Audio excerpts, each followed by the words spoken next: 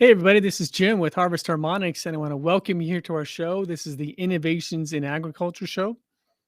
And today, I really just want to focus a little bit on not so much on our innovation or our technology and what we're doing for farmers and how we're helping the agricultural industry make more money and reduce their chemical usage and improve the quality of fruits and vegetables that everybody's eating.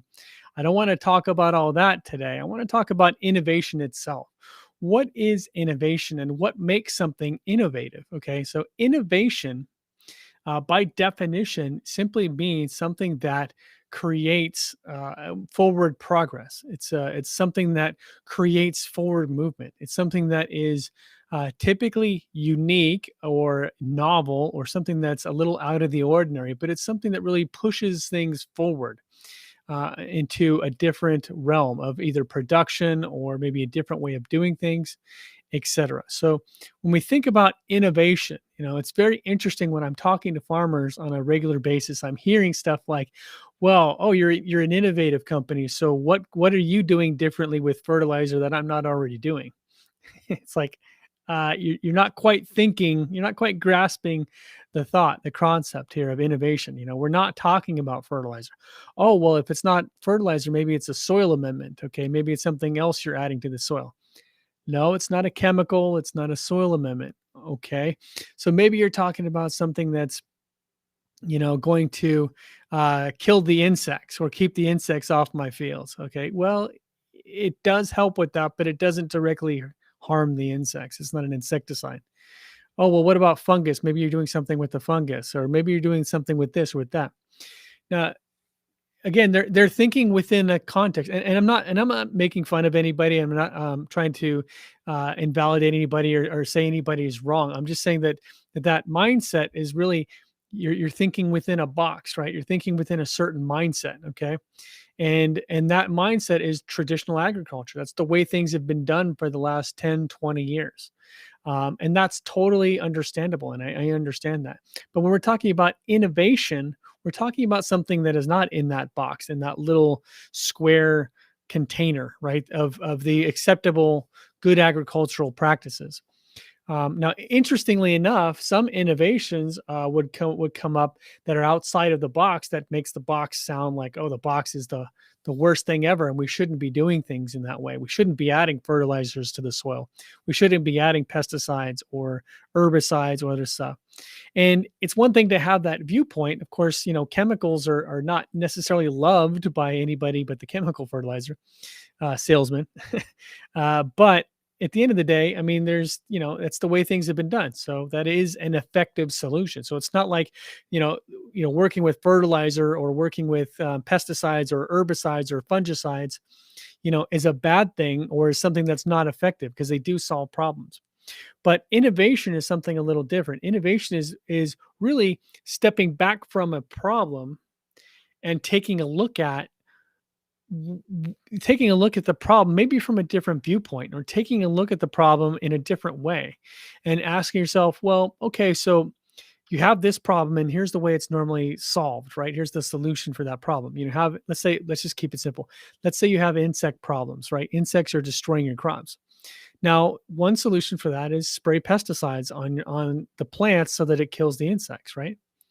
Okay, that is a solution to the problem, and we can maybe look at that solution and say, well, okay, I don't like that pesticide because it has negative, it causes bad things to happen. It reduces the plant's health, right? So maybe we don't like that solution, but it's a solution.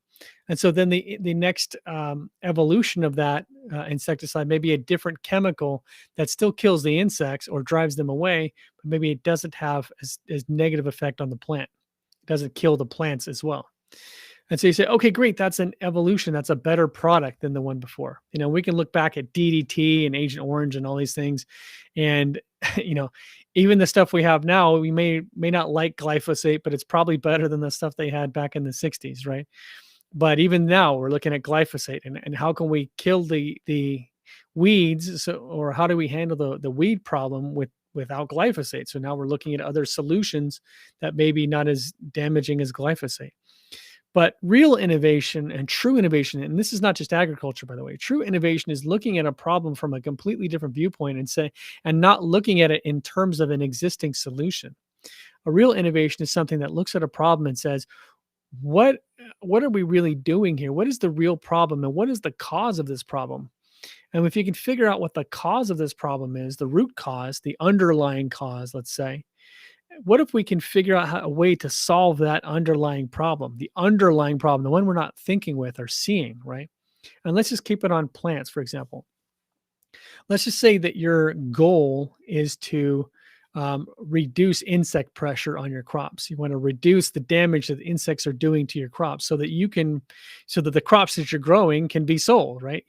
Let's say if you sell 10 tons of grapes or cherries or apples, whatever, on your field, and you're losing 3 tons of that to insect damage, maybe you say, how can we solve that so I maybe only lose 1 ton or even none? Because then I can actually sell all 10 tons. It's almost like a 30% increase in yield just by reducing what you're losing to insect damage. So the innovative approach to that would really be looking at, okay, what is causing these insects? Because insects are a part of nature, right? But what is causing these insects to attack these trees? And what is it? Maybe you look at another field that doesn't have such insect problems, and what are the differences? Is it differences in soil? Is it differences in the tree type? What kind of varietal you're using? Is it the difference in weather or conditions? Is it something else? What is it that's causing this tree to be negatively affected and harmed by insects and killed by insects? And this other tree over here or section is not having trouble. Maybe this section has better drainage in the soil, so it's not as influenced as another field over here. And so it's interesting, but when you really look at what the cause is, you can actually start solving problems. Now, when we kind of started promoting our Kiminoxi plant booster, we got a lot of farmers pushing back on this, saying what you're doing, what you're saying is BS. It's bull. Okay. It's not true. And we've been called snake oil salesmen. We've been called Star Trek. We've been called, hippies and whatever. I mean, we've been called every name in the book. Okay. Just by showcasing the results that we've actually produced. And it didn't really occur to us at first why we were getting this heavy pushback, because we figured, well, wow, these farmers, there must be a lot of crooks out there for farmers to be so distrustful of anybody offering a different solution. But what it really boils down to in our case is that our product solves so many different problems that it starts to look in a new person's eyes who's not familiar with it like this is some kind of miracle cure that we're trying to sell. And at the end of the day, it's not a miracle cure. It's just that we're not handling these little effects, right? Insect damage, insect pressure is an effect of a deeper problem. Lack of production or inconsistent production is an effect of a deeper problem. Fungal damage and fungal outbreaks is an effect of other underlying problems. Okay. Poor soil health and poor fertility and having to add lots and lots of fertilizer on a consistent, continual basis year after year is an effect. Okay. It's an effect of a deeper problem. And so really the innovative approach is to step back from this instead of trying to create products that will solve each of these little effect problems, right? We start to look back and take a step back and say, what is causing all of this? What is the real deep root cause of all of those problems? And we looked at it starting about 20 years ago. We looked at it and the researchers looked at it and said, you know what? What's causing this is poor plant health and poor soil health. Because healthy plants that are doing very well don't seem to have insect pressure, right? Healthy plants that are doing well can produce well, and they also tend to produce better quality, right? They don't have quality issues. They don't have production issues. Quality, plants that are planted in good soil where the farmer has been taking care of the soil and being good stewards of the land do better year over year. They don't need all these extra things, like they don't need as much pesticide or herbicide or all these different solutions to these other problems because they don't have them. We've talked to a lot of organic farmers that say, man, I don't really have problems with soil amendments that much. In fact, sometimes I just put one layer of fertilizer at the beginning of my year and I'm good to go for the rest of the year. Other farmers that are having more problems are saying, wow, I'm having to fertilize 6, 7 times a year. Every couple of years I'm having to spray something on my crops. And so you ask the question, well, why is this guy having so much problem where the other guy isn't? Well, because there's problems in the guy that's having the problems has a deeper issue and he's not confronting it. He's not handling that deeper issue. You can look at a guy and say, well, this guy's got health problems. He's taking 15 different medications and he's having all these different health problems. You say, okay, well, what was the original problem before he started taking all these medications? Well, he had a problem with his liver. Okay, did anybody fix his liver? No, we just gave him all this different medication. Okay, maybe if we fix the liver, the headaches, the backaches, the indigestion, and all these other different problems he's having goes away. And sure enough, that's what usually happens in medical type fields. But in plant health, the same is true. If you take care of the soil and you take care of the plant's metabolism, all these other problems that all the farmers are confronting on a regular basis will go away or will be so diminished that they don't really even seem like problems by comparison. And our innovative approach is to look at this whole situation not as how do we help a farmer get better yield or how do we help a farmer stop using pesticides. It's okay, how do we help the farmer solve the underlying problem so that he doesn't need to use these things? Because most farmers don't really want to use a lot of fertilizer or chemicals. They just don't. They just think that they can't produce a good crop without it. They feel like they have to. So we took the stance of, well, what if we help the farmer increase the health of their plants and increase the health of their soil and really give them a boost? Then they don't have to use this and they can grow more healthy and they can grow better crops. They can make more money in the process. And that really is a solution that the Kiminasi Plant Booster has come up with. That's the solution that we have.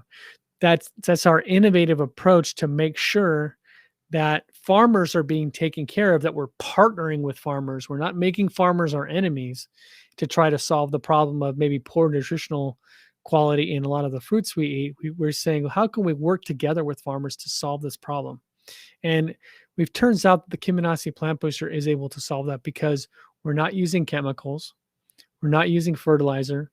We're not using soil amendments. We're not using biological agents. We're not putting microbes in the soil. We're not handling all these other little things. We're actually looking at the root cause. The root cause of a lot of this is poor photosynthesis efficiency. The plant's energy mechanism, the plant's mechanism for generating energy and life for itself in order to grow healthy and produce fruits and vegetables has been diminished over the last 30 years. A plant's ability to generate the energy that it needs to produce healthy fruits and vegetables and a good quantity of fruits and vegetables has been slowly diminishing over the last 20 years. And as a result, farmers are having to put more and more and more and more energy and attention and fertilizers and other things into their operation in order to continue to produce a good crop. So what we've done is we looked at the plant itself and says, look, if a crop, let's say you have a 100-acre field. If a 100-acre field, if those plants can only absorb 20% or maybe 30% of the fertilizer that you're putting on that field, that means 70% of the fertilizer that you're currently using is being wasted. Now we can talk about the environmental effects of that. And that obviously does cause some environmental problems because nitrogen has a tendency to leach out into the waterways and cause algae blooms and other environmental problems. And it evaporates and gets into the atmosphere and causes greenhouse gas damage, which is far more deadly than carbon dioxide. So there's environmental factors as well. But just on terms of the farm itself, if you're spending $100 an acre or $150 an acre or $200 an acre on fertilizer, and you stop and think that let's say if you spend $200 an acre on fertilizer, imagine if $150 out of that 200 is just literally being wasted. How does that make you feel to know that 75% of everything you're doing is being wasted because the plants can't utilize it. The plants can't utilize the fertilizers that you're using. So you start using the Kiminasi Plant Booster and that plant gets more efficient and it's not going to need the same types of soil amendments and other issues that you're running. So we are not a miracle cure. We are not miracle workers. We're not somebody who's trying to say we can solve all of your problems with this miracle new thing. The reality is when we look at the problems that we're facing from a completely different viewpoint and then apply science and research into how do we handle the underlying causes, then we come up with a product and a technology that's able to produce things that look like magic, because we're not just handling one's tiny little aspect of a plant's productivity. We're not just handling nitrogen absorption. We're not just handling phosphorus absorption. We're not just handling flower drop. We're not handling these little effect type problems. We're handling the underlying problem. When you can solve that, a lot of these other problems will go away. And that's what we're seeing on farms all over the world, by the way. This is not something we just theorize and guess and hope that it comes true. We're seeing this on hundreds and hundreds of farms all over the world. And farmers that are taking advantage of this are singing our praises because they finally found something that's benefiting them. We're not the enemies of farmers. They finally found somebody who wants to solve some of the world's deep problems, but they want to work with the guys that are part of the production of that problem so they can actually stop creating the problem. If we're looking at nutritional density of food and we're saying, well, that's being decreased, we don't want to make enemies of the farmer. We want to help the farmer create better quality food. And that's exactly what we're doing. And the farmers are loving us because we're helping them. We're not making them the bad guy. We're helping farmers because we want farmers to utilize innovative new techniques and tools. And the best part of this is, and this is something that we knew was going to be absolutely critical, if we were ever going to make this technology a reality in the world of farming, is we know we had to make this a super easy, super simple product to use. Because if they had to change and retool and do everything completely differently, farmers have already told us, I've been doing this for 20 years, 30 years. I don't need anybody coming to tell me that I need to change everything all the way around just to use your product. And so we made it as easy as possible for this product to use. It's a simple irrigation device that literally takes about 20 minutes to install on your existing irrigation system. And then every time you water, you just do everything the way you always have done it on your farm. Every time you water using Kiminasi, it's going to improve the plant's ability to generate photosynthesis, and it's going to basically give you a lot of your energy back that the plants are losing. And over time, you're going to see, you'll see immediate results in the plants themselves. You'll see within a week or two, you'll see differences in the plants themselves. But by the time you get to harvest, you're going to see huge differences there. And you're going to be able to see in your soil test that the soil is actually rebuilding as well. We want to support organic farming. We want to support biodynamic farming and biodiverse farming. We want to support regenerative farming, but we want to support the conventional guys too. We want to help show you guys a way that you can become more organic and become healthier and produce a better quality food more profitably than you're doing now. And if that sounds too good to be true, guys, I want you to take me up on my challenge. I challenge you to prove me wrong. I put my money where my mouth is every day. Because I don't want to help. I don't want to hurt farmers. I want to help farmers. So if we do not make you more money with Kiminasi Plant Booster than the cost of our device, we refund you the difference. And we haven't had a single farmer ever take us up on that. So guys, if you want something that's really going to benefit your farm with literally virtually no risk, then you got to give me a call. My number's here, 727-324-6750. You can also email me at service@harvestharmonics.com, or you can go to our website at harvestharmonics.com as well. You can see a number of different case studies, get more information on how the science of our technology works, and, find out some information. And if you want to get a quote, give us a call or send us a quote form. We would love to work with you. That's all we got today, guys. I want to wish you guys a very happy weekend and safe weekend, and take advantage of this opportunity, guys. There's innovations happen in various ways throughout history, but innovations like this that can completely change the game of the industry where we're introducing it don't come along that often, maybe once in a generation. And if you haven't seen a lot of stuff that's worked really well on your farm yet, then you have to understand those products were not were not the right product. They were not the the benefit, the generational type thing that we have here. So we are launching the next green revolution where we're going to help farmers dramatically increase productivity, reduce input costs, and improve the quality of what they're producing. And we have the technology and the science to do it.